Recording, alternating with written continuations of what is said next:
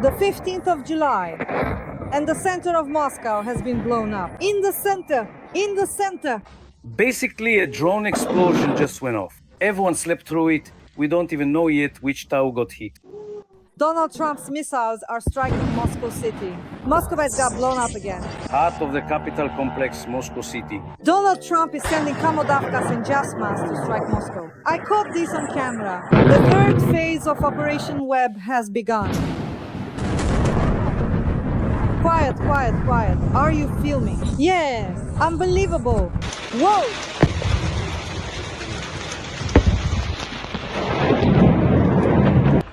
Moscow airports are closed. Sabotage and gunfire near the Kremlin.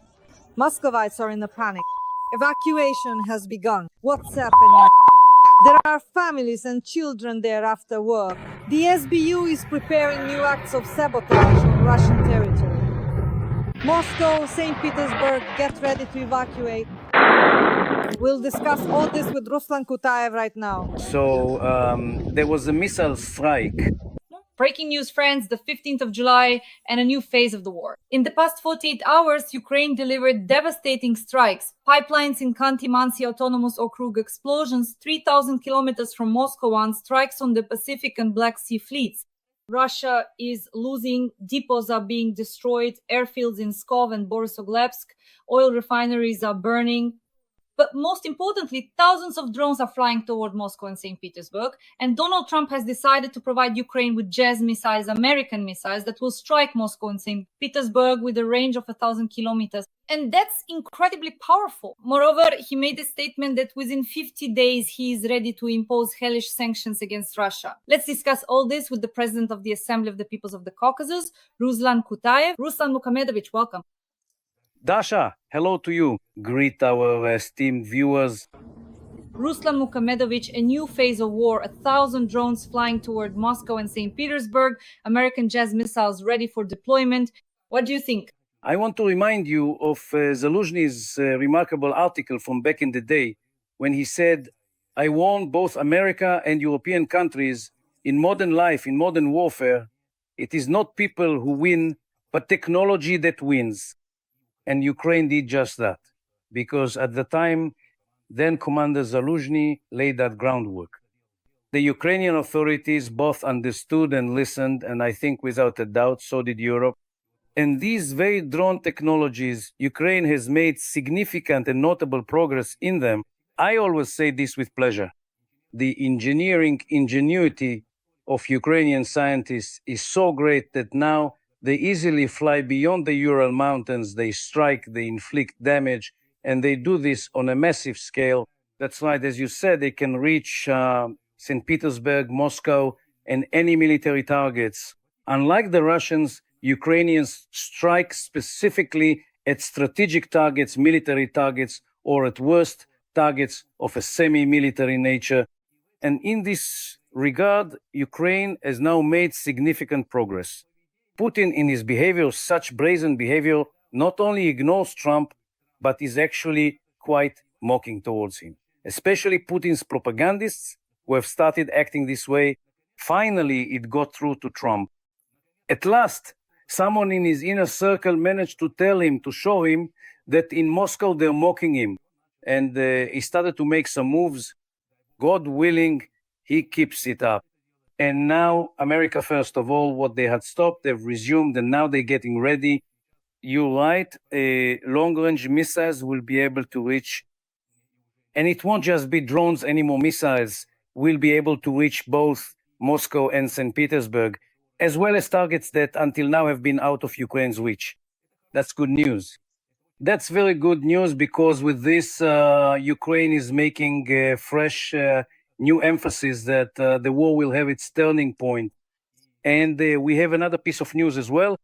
Trump himself said Europe will be financing, Europe will be paying, and America will be selling weapons to Ukraine, for Ukraine. And this news, which is gradually reaching us, is also reaching Russia. They're already starting to throw a fit over there. And, well, let them do that. While Ukraine will win, Ukraine will definitely win. And Merz is a real champ. I just can't get enough of him. Every day he makes such pleasant statements. Defense Minister Merz says such nice things, and all of this makes us happy. Why? Because Ukraine will win, because we will overcome the enemy, because we are winning, and it's already becoming so obvious.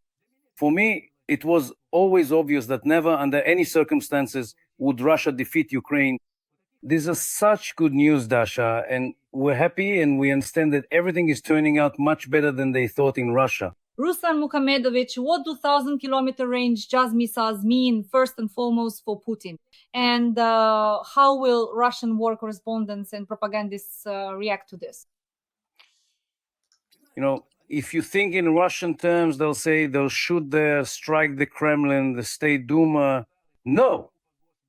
At most, only if Ukraine is forced to, will they do that, they'll target military factories. I want to remind our viewers, the Moscow region, both near and far, Tula, Vladimir, regional of these are packed with military enterprises producing weapons, ammunition, and military technologies. And that's why, first and foremost, it's a signal if a drone strikes. But several drones, dozens of drones, can stop a facility, can destroy a facility, and a missile is a nightmare for Russia and for Russians, because with just one or two strikes, these facilities will cease to exist. So this is very good news. This is good news, along with the fact that I want to remind you, Ukrainians have not stopped. They are improving the Neptune, which has the same 1,000-kilometer strike range. If anyone thinks that this production has been abandoned, they are mistaken. In fact, I actually think that soon Ukraine won't need either American or European missiles because their scientists are improving and working on them. And if the Ukrainian military-industrial complex starts producing them on a serial industrial scale, then Ukraine, I can say this confidently, it won't take much time, 3 years, 5 years, which unfortunately is a lot in wartime conditions. But Ukraine will already have brought its own military industrial equipment and development complex to such a level that they will confidently be able to sell to other countries as well. Good news, Dasha. Good news and good expectations. Samfarich, what does Trump's statement mean that in 50 days he might impose sanctions against Russia? Will these be hellish 500% tariffs, or will they be more lenient for the Kremlin and those countries that buy energy resources from the Russian Federation, the aggressor country? I'll be honest with you, we've already gotten used to Trump's behavior. This is blackmail against Putin. He's blackmailing Putin. They talked about something, they made some kind of deal. As Trump says, they had some sort of arrangement. But apparently, Trump didn't fulfill his part of that deal. We suspect that his part was the capitulation of Ukraine. Neither Putin nor Trump, even together, will ever be able to achieve this. And that's why now we can guess what kind of signals Putin and Trump are sending to each other. And these 50 days, Trump gave to Putin, either you meet me halfway and we start implementing our deal, their deal, or I will continue to arm and essentially finance Ukraine. It's equivalent. And now Trump will wait to see what initiatives come from Putin. If something that Trump expects from Putin happens, Trump could, without batting an eye, change his position with his statement. I think Ukraine understands and realizes this very well. In Europe, they also understand and realize this. That's why European countries have set their sails to full strength without looking back at America. They have started to put their industrial enterprises into operation, so to speak. I've said this before. Germany's automotive sector, for example, Volkswagen has announced that they are stopping civilian production and switching to the military industrial development of Germany. So we will listen to Trump. We like the way he speaks. But to trust Trump completely and rely solely on him would be to deceive ourselves. So we move forward. As long as Trump is providing all this great, that's good. Even if he stops providing it, when he starts to pull back, I hope Europe will step up and Ukraine will step up as well. I want, in general, and it's important for viewers to hear this.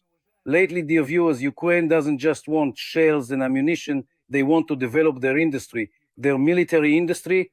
They want to build up their own military industrial complex. And that is a state-level approach. And they will produce their own shells, their own missiles, their own drones, and their own aircraft. And here, I'm not overreaching. It won't be long before Ukraine has and produces its own aircraft. And they already have the foundation for it. We know what Ukraine is, Mykolaiv, shipbuilding. And what kind of ships will come out of the shipyards of Mykolaiv and Odessa. And that's what we're waiting for. The Caucasus is waiting for such an industrial, strong Ukraine because we are allies, because we are brotherly peoples, and we will stand together against our enemies. So, Dasha, these are not empty expectations of some lazy Ivan lying on the stove. These are real actions that are taking place. We're pushing for this to move faster, to go better, and we are happy when this is being done, and all of this is really happening. Dear audience, please like this video. Write a few kind words in support of Ukraine in the comments. We are working for an audience all over the world. This is very important. Ruslan Kutaev, a very important point is that for now, Merz has not given us the Taurus missiles. Today, the story with the German Minister of Defense is that he said there will be no Taurus missiles. But as far as we understand, at the end of this month, so very soon a batch of missiles, Ukrainian long-range missiles, will arrive. Germany financed the production of these missiles. So essentially, Germany funded a batch of Ukrainian long-range missiles. What do you have to say about this? Let's say, fantasize a little bit here. What if the Germans are supplying Taurus missiles, but officially they are providing funding so that the Taurus's internal components are rebranded with a Ukrainian name like Bodan or something else? So I wouldn't rule anything out here. And that's why we see Germany's attitude, the stance of Merz, Pistorius. In general, there's a lot of awareness in Europe right now. I see that when I meet with German politicians compared to 2 years ago, they are completely different people now. They've suddenly started to realize and understand that the front line isn't just Ukraine's front line in Ukraine, but it's actually the front line of Europe, of Germany and France in Ukraine. And now, in terms of their understanding, they're even ahead of France, and I dare say even ahead of Britain. Britain, we remember, back in 2022, in 2021, even before Russia's invasion, the enormous efforts made by both Johnson and Britain when they essentially declared that even if the whole world turned away, Britain, Poland, and Ukraine, united in alliance, would do everything possible to resist Russia's incursion into Ukraine. And that's why even such an ally as Britain, in my opinion, is now outshining Germany with its initiatives and its understanding that victory is necessary. By the way, Merz is already speaking openly about this. Russia must be defeated, and Ukraine will do it. So overall, we expect that every day we will be receiving good news. Good news from the GDP, or more precisely, from Germany's military-industrial complex. Ruslan Kutaev, regarding the current situation, Putin continues his missile and drone terror despite the fact that this week Kit Kellogg is in Kyiv on the 15th of July. He is in Kyiv. He arrived on the 14th of July, and he will be staying for a whole week. But the drones are flying, ballistic missiles, MiGs are taking off. In other words, Putin is constantly attacking Ukraine, and he's attacking it right now at the very moment when a high-ranking U.S. representative, Kit Kellogg, has arrived there. And this is also a signal to Trump that I don't care that your man is in Kyiv. I will keep shelling Ukraine. I will keep attacking it, and I will take whatever I want. Every voice matters. Join our community, support independent journalism, and help us bring you the truth from Ukraine. Become a member of Ukraine today. Join us now. Moreover, they once convinced Putin that for Russia member, when Margarita Simonian said, we just have to blink or wink and Kyiv will be ours. And so Putin and his emissaries made the American side believe that there was nothing to even think about or discuss. Here, Russia would defeat Ukraine. And so, in order to back up these claims and initiatives they've put forward, that's why things like this happen, so that someone like Kellogg can say, yes, Russia carried out both missile and drone attacks, and all of this continued. By doing this, Putin thinks he's showing off, so that reports will reach Trump that Russia is now carrying out very serious attacks and conducting these military operations against both Kyiv and all of Ukraine. I think there's also a bit of a secret to Putin's behavior here. None of it will help. Neither Kellogg's presence during the attacks, nor persuasion, nor Trump's indifference. Trump himself is now, as we know, in trouble for another reason because of Epstein, but right now, MAGA, which is the core of Trump's support, has turned against him. Trump is now losing ground very seriously. And if he now loses his connection with Ukraine, 70% of Republicans, American voters, support funding and backing Ukraine, and Trump is not free to act right now. And maybe if he were free, he would act completely differently because he is not particularly known for his love of Ukraine or Ukrainians.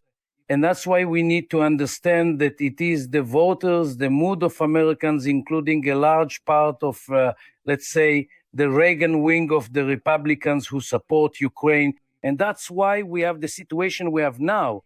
All of this combined puts pressure on Trump. It all weighs on him. And he is being given signals that Trump should act actively in support of Ukraine. And that's why none of Putin's initiatives, none of his maneuvers, no matter how he strikes at peaceful Ukrainians, defenseless children, women, by the way, their favorite pastime is killing defenseless people.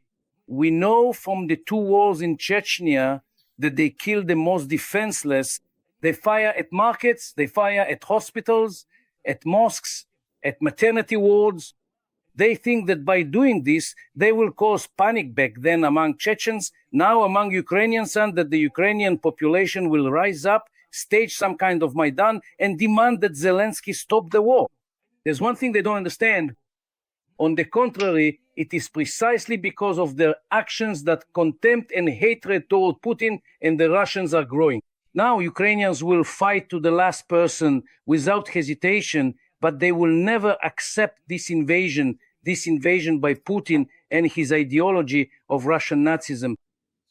Dear audience, Ruslan Kutaev and I work for you every week, as always. We work for an audience all over the world, so your support is invaluable. Every like, every comment is priceless. In the comments, let us know what you think about our partnership and what you think about Trump being ready to provide Ukraine with long-range JASSM missiles so it can attack military targets in Moscow and St. Petersburg.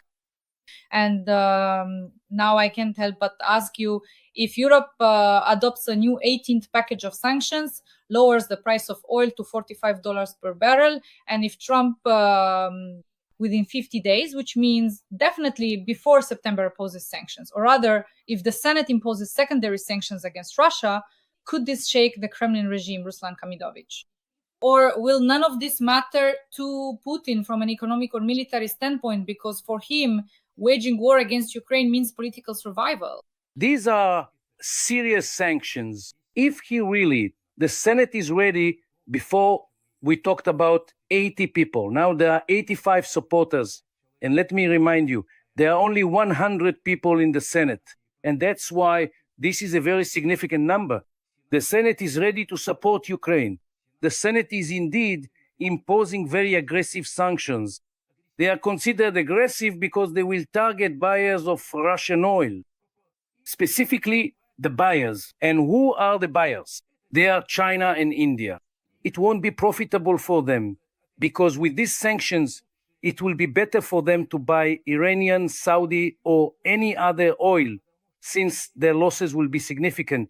And this is a very serious blow, an extremely serious blow to Russia, to Russia's economy. Dasha, you and I have talked about this many times and cited the numbers. The economy already hit rock bottom in Russia. Right now, all it takes is to give this little house a shake and it will simply fall apart. And frankly speaking, everyone will be buried in the ruins of that house. That's why the situation in Russia is extremely difficult and complicated. And if these sanctions start to take effect, it will finish off Russia's economy and the front will collapse. And that's where some very interesting questions arise. I've been saying this since the very beginning of the war. 1.5 to 2 million killers from prisons from wherever. And even if they sent normal people to the front, they've turned them into killers. People who despise Putin, who despise the authorities, because after surviving the meat grinder assaults, all they have left is contempt and hatred for the Russian government. And everywhere you look, wherever we turn, there are always problems for Russia, for the Russian authorities, for Russian ideology. And that's truly good news for the entire progressive world and, importantly, for Ukraine. Donald Trump made the statement that the US and NATO have reached an agreement to supply weapons to Ukraine at the expense of the Europeans. As I understand it, NATO will pay the United States of America for the supply of weapons. Another statement from the US president, the US will impose secondary sanctions against Russia and its partners if a peace settlement deal in Ukraine is not reached within 50 days. The United States will impose 100% import tariffs on Russia and its trading partners if Moscow and Washington do not reach an agreement on Ukraine. 100%. The coordination of American arms supplies to Ukraine will be handled by NATO and the US permanent representative to the alliance, Whitaker. Trump stated that he is not satisfied with Russia's position on Ukraine. Billions of dollars worth of military equipment will be quickly paid for by NATO and distributed on the battlefield in Ukraine. We received the figure of 100%. The United States will impose 100% import tariffs on Russia and its trading partners. This sounds very realistic and very strong, actually, because we understand perfectly well that 500 is a lot and it wasn't very realistic. But 100% is also a lot, yet it's realistic. What do you think? What will China and India do at that point? I'm really curious to see. Dasha, 500% really is just pure fantasy. 100% is enough. If you want to know, 50% is already a lot, but 100 is deadly. 100 is deadly. And that's why, now look at how Trump's rhetoric has softened. Before, he wouldn't even allow talk about NATO supplying weapons to Ukraine. He said that European countries could do it if they wanted to. He raised the issue to make sure it was clear that NATO wasn't supplying weapons because the US is a NATO member. Do you see now, the United States itself is now saying that through NATO we will supply weapons. What a softening, a shift in America's attitude, and above all, Donald Trump's attitude toward Ukraine. This is really noticeable. And here you're absolutely right. If before 500% was just pure fantasy, now things are shifting into a more practical realm of understanding for people, for countries, for heads of state, and frankly, for politicians, political scientists, and experts. 100% is a good number. It's a strong number, and it already looks and sounds much more realistic. Sanfonich, regarding Trump's statement, another 17 Patriot systems are being prepared for shipment. 17. A large number of these systems will be on the battlefield. We've spent about $350 billion in the Russia-Ukraine war. We wanted it to end. Ukraine will feel that it has become stronger. 17 Patriot systems. The introduction of secondary tariffs in the US, absent progress on Ukraine, will not require congressional approval. Essentially, we've gathered to discuss key statements made by Trump on Monday. 17 Patriot systems. What do you think? That's very significant. In order to protect Ukraine, experts have said that at least another 7 to 9 Patriot systems are needed. If America were to provide coverage, at least not for the frontline areas, but for the deeper regions, say Odessa, Kyiv, and other regions, they would be fully protected. 17 Patriot systems means that all of Ukraine would be covered. This means that the already supplied F-16S will be able to operate very effectively, inflicting serious damage. Why is that? Because when the sky is protected and there is no threat of incoming attacks from the Russian side, even the Ukrainian Air Force, though it is small, will be able to operate and operate effectively. And here, all the significant advantages are becoming quite abundantly clear, forming a robust chain of newly established and important relations between America, that is specifically Trump and Ukraine. And this cannot help but make us happy. And we sincerely hope that these initiatives he has announced will not remain just proposals, but will actually be put into practice. At the same time, I want to address the viewers. This is important because I am often asked, what if Trump suspends his announced initiatives and doesn't follow through? Dear viewers, the political and military leadership of Ukraine is working so closely with European countries and their defense ministries that they are trying during this period to compensate for any potential losses from America. I think it won't be long before, frankly, America won't even be needed. Yes, today it is needed. Yes, until autumn, America is definitely needed. We know one thing for sure. Russia's summer offensive has completely failed. They wanted to blackmail Ukraine by approaching Sumy and Zaporizhia, shelling the cities and trying to force Ukraine to retreat or give up some territories, but nothing worked out for them. You should read and listen to Russian war correspondents. They are screaming, they're tearing their hair out in one place and everywhere because everything they planned has failed. And it will only get better from here.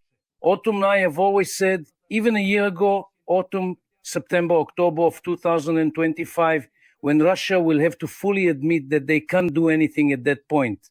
And this lull will continue, but this silence won't last long. Ukraine will go on the offensive. How will they organize it? In what way will it be structured? I won't presume to say I'm not a military expert, but I can confidently state Russia will be finally convinced. Even Russian war correspondents are already saying, that's it, we won't be able to do anything anymore.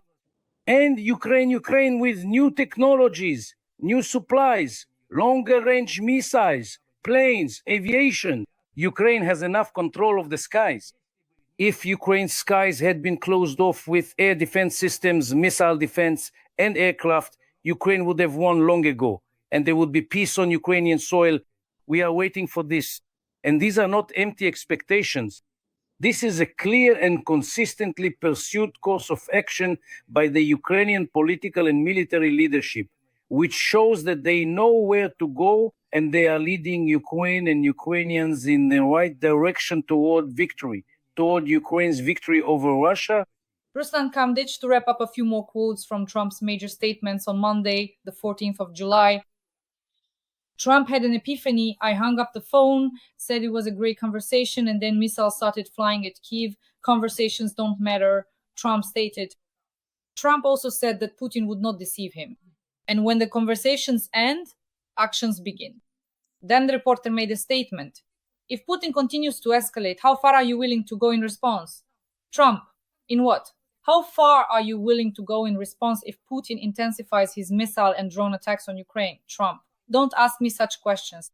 Ruslan Kutaev, what do you think? He fully understands the situation. If Russia truly continues its aggressive actions, if it doesn't stop and persistently keeps bombing Ukraine, targeting civilians and essential social infrastructure, then Trump will inevitably have absolutely no other viable choice. The whole world, this can no longer be hidden. He will have to take more effective measures against Russia. And here is another question. And Russia cannot stop. As soon as the war stops, Putin's power, his rule, will effectively be called into question. Because those who have been lying low, those who for the past 25 years have been the foundation of his rule in the FSB, are now his enemies. And it is precisely the war, the Ministry of Defense, the units of the Ministry of Defense, and what they are doing in Ukraine that prevents the FSB from openly calling for and attempting to overthrow Putin. That's why Putin has big problems. As long as he has the strength, power, influence, and opportunity, he will continue to push forward in Ukraine. But I really hope that the set of measures that America might take in this case will simply leave him without the strength to continue. And then that will be the end for both Putin and his regime. And then they will start sorting things out among themselves. There are plenty of players, the FSB and Putin, those 1.5 to 2 million people they sent to kill on the front lines, these killers, having gained nothing in Ukraine, will now turn to killing within the government. Yes, they will kill Muslims, they will be directed, their rage will be aimed at the peoples of the Caucasus, but it's still unclear how this will end. We are preparing for this very seriously and counting on it. In the end, this evil that emanates throughout the world, spreading murder and violence, the Kremlin, Russia, will eventually collapse. We are doing everything we can to make that happen. And Ukraine is truly at the very forefront of this ongoing war and this significant struggle. Dear audience, Ruslan Kutaev and I work for you every week. Please like this video and subscribe to my YouTube channel. Today we discussed Trump transferring JASSM missiles to Ukraine, which can strike military targets in Moscow and St. Petersburg. Changes in Trump's military rhetoric will support Ukraine and provide it with offensive weapons, defensive weapons, and 17 Patriot systems. NATO will purchase weapons for Ukraine from the United States of America, and there will also be 100% tariffs on Russia, meaning that countries buying energy resources from Russia will be subject to 100% tariffs. If Putin does not stop, the Senate may vote on this bill within the next 50 days. President of the Assembly of the Peoples of the Caucasus, Ruslan Kutaev. Ruslan Mukhamaedovich, thank you. And as usual, see you next week. All the best. Take care. See you soon.